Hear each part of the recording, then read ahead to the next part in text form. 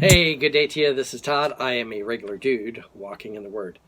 We're going through Genesis chapter 39 right now, and we're talking about Joseph, and we're talking about how God is bringing him through this. And in this chapter, it's continually mentioned God was with Joseph. Okay, he was with him, but to Joseph, it sure doesn't seem like that. Him being, betrayed by his brothers, sold by his brothers. Now he's a slave. And it would seem if God is with you, then he should be set free as a slave, okay? But no, it doesn't turn out that way.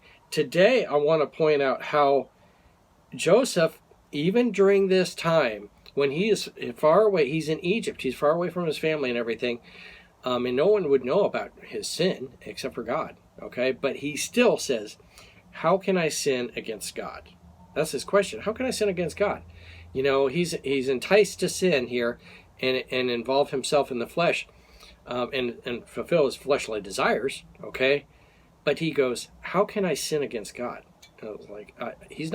He is going to stand firm against that temptation. All right, so let's read here today. It's Genesis 39, verses 6 through 12. All right, so follow along with me. It says this, now Joseph was well built and handsome. Okay, it doesn't, a lot of times here in the Bible, it doesn't really talk about the appearance of the different people. Like, for example, we don't know what Paul looked like or anyone else. But here it says, now Joseph was well built and handsome. And after a while, his master's wife took notice of Joseph and said, come to bed with me. Now, she wasn't like trying to hide her affection towards him or anything. She was just pretty outright bold about it. Come to bed with me. All right. But he refused. With me in charge, he told her, my master does not concern himself with anything in the house. Everything he owns, he has entrusted to my care. No one is greater in this house than I am. My master has withheld nothing from me except you, because you are his wife.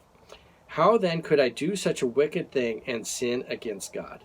That is the key verse right here today. He says, how then could I do such a wicked thing and sin against God? All right. He is concerned with his relationship with God above everything else. All right. And he says, how can I sin against God? And though she spoke to Joseph day after day, he refused to go to bed with her and even to be with her. Okay.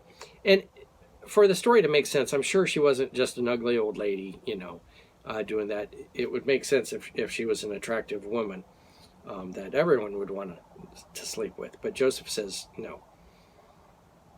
Verse 11, one day he went into the house to attend to his duties, and none of the household servants was inside.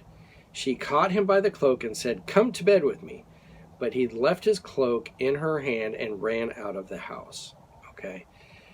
It was better for him to run and lose his cloak than to be trapped into sin. Okay, he was willing to risk that and leave his cloak behind. But the thing is, he says, how can I sin against God? That's the big thing. He's enticed here. She's asking him day after day to do this. And the thing is, like, no one would know, his dad wouldn't know, his brothers wouldn't know. He's in Egypt here all alone. It seems like God isn't with him. Yet it says here clearly in this passage that God is with him. No one would know, okay? But he still says, I won't do it.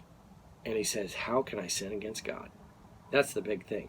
So whenever you're tempted with sin and you think, oh, no one's going to know about it, no one can find out about it, you have to ask yourself, what's God going to think? And say this then, how can I sin against God? All right. So that's the big thing today. Whatever you're doing in private and stuff, God's looking and he's watching, and you got to say to yourself, how can I do this against God? Thanks for watching. I'm just a regular dude walking in the Word. I look forward to seeing you tomorrow as we continue our journey through Genesis chapter 39. Lord's blessing. I'll see you then.